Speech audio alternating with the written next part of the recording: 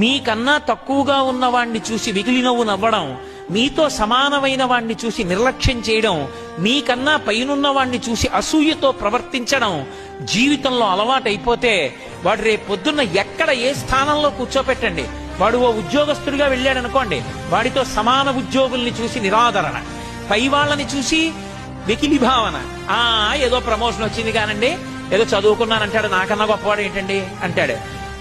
తనకన్నా కింద వాణ్ణి చూస్తే అహంకారం, నిర్లక్ష్యంతో ప్రవర్తిస్తాడు.